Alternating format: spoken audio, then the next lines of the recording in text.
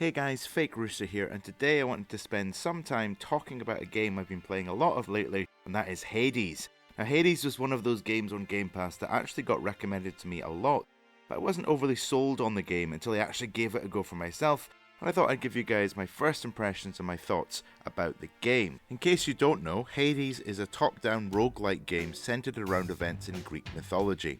You play as Hades' son, Zagreus, trying to escape the underworld. It's one of those sort of death loop games that I often find can either be incredibly enjoyable or incredibly frustrating. But Hades is certainly one of those one more run games where you want to keep working your way through it over and over again and climb the tower to escape from the underworld. Hades tells its story in a very rewarding way, and that's genuinely to go up and speak to characters. Now, each character, especially littered throughout the House of Hades, has a unique perspective on the protagonist's plight to escape from the underworld for reasons that become very clear, no spoilers, but have a very solid motive.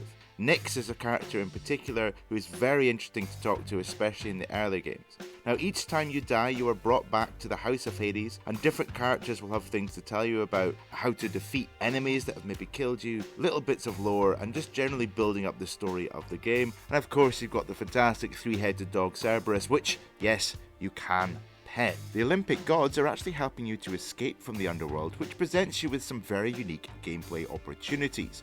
The gods actually give you bonuses in the form of boons. Now, you don't keep your boons in between runs, which means that every single attempt to escape is entirely unique. You'll also find palm pickups in certain levels, which further boost the abilities that you're getting from these typical gods. Now, what is fascinating about this is that each of the gods' personalities come out, and you will very quickly learn to have favourites that you like, not just based on stats, but because you're genuinely interested in the characters. The writing in the game does a fantastic job of conveying the way that the Olympic gods are perceived by the chthonic gods, so fairly arrogant, confident, quite indulgent. Now, Chaos is one of the more fascinating gods that you will interact with, giving you bonuses in exchange for completing certain challenges. On your first few runs, I'd certainly recommend picking different chambers that lead to different gods, so you can get a real sense of the bonuses they bring, but also get to know the characters and the lore of the game a little bit more as well. And of course, you'll find Charon, the boatman. His shop is throughout the levels, which give you access to boons you may have missed in your run, and more importantly, give you an opportunity to heal your wounds.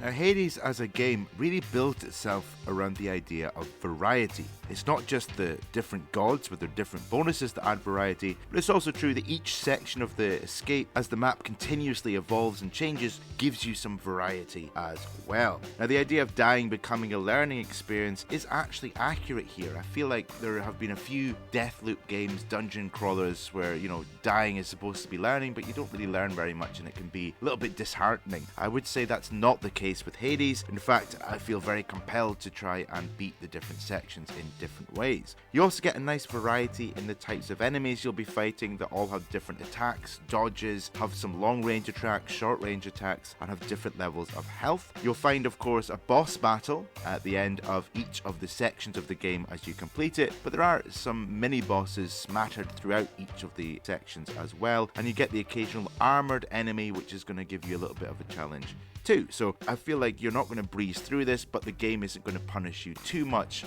every time you try to learn something new or try a different tactic in each of your escape attempts. Now, out with your run-to-run gameplay, there is actually some permanent upgrades that you can unlock, which make your life a little bit easier and, as I said, encourage you to progress so you're not punished too hard every time you die. Now, you can unlock new death-defied abilities, which basically gives you an extra life, and you can unlock quite a few of those in exchange for darkness, which is one of the in-game currencies you can use. You can also use coins to unlock things, as well as building materials too. You can also add more damage to your weapons, you can dash more, or you can use your cast ability a little bit more as well through that upgrade system. So as I say, the game does want you to progress, which is a very nice part of the game. It removes a lot of frustration when it comes to beating specific bosses, or as I say, desperately trying to learn something new in a run about an enemy type, trying to figure out what their capabilities are. They're not just going to kill you, send you straight back and then you'll die to them again. So you have an opportunity to expand your knowledge as well as your abilities as a character as well. You'll also find that there are robust sets of challenges that will help you earn more upgrade points to build certain things in the House of Hades, or again unlock more of those helpful permanent upgrades. You can also unlock a keepsake, which is a very interesting system in the game. All you have to do is you can collect nectar in certain rooms,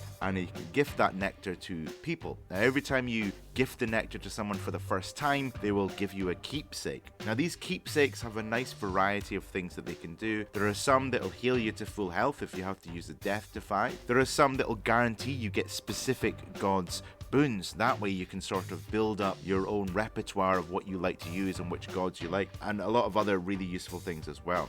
You can actually upgrade these keepsakes as well. That's one of the easiest things to do. All you have to do is just have it equipped and beat a section or beat a room, and it'll slowly start to level up, so it'll have even more capability. So it could give you even rarer boons, or it could perhaps give you a little bit more money, or whatever it is that your keepsake happens to do for your character. The endless opportunity in this game to explore and customize keeps giving you, as I say, that really unique gameplay experience, and I think that's what you want from a Deathloop game like this. You don't want it to be the same old thing. You want to be able to customize your abilities and your keepsakes and things like that to give yourself the opportunity to get some of that more varied and very juicy gameplay. Now in terms of the weapons, this is another section of the game that again you can customize to some degree. They each give you some unique abilities, whether that's using the blade to do massive area of effect Nova attacks. You can use the Shield of Chaos if you really want to live out your Captain America fantasies and start bouncing shields off walls at enemies and things like that. Or even the Adamant Rail, which puts superheated rounds down range, and you can even drop explosives on your enemies, so you can pretend to be a US Marine going gung-ho, but it's certainly something in there for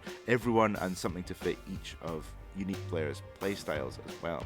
Now Hades does actually reward you for adopting the idea of variety being the spice of life, as if you use different weapons to defeat different bosses for the first time, they give you another type of currency in the game, which is Titan Blood, and you can use Titan Blood to upgrade those weapons even further, again giving you the opportunity to progress through the story and through the game as well. Graphically, I of course have been playing this on Xbox Series X. It runs a very flawless 60 FPS 4K, and it's generally a really enjoyable game to look at. The animations themselves flow really smoothly, and the style of this game is such a good draw into it. It's so unique. It's a combination of classic Greek mythological stylings with almost a manga or an anime, which works really well and enhances the entire experience of the game as it really immerses you into the game world. What also adds to that fantastic immersion, of course, is the soundtrack. The music in this game is phenomenal, particularly in the boss battle sections where it really ramps up, gives you that sort of heavy rock edge, but it's really enjoyable sitting in the game world, listening to the music, going through section by section, learning how to beat each area, and you get such a real sense of accomplishment whenever you beat a boss and move on to the next section.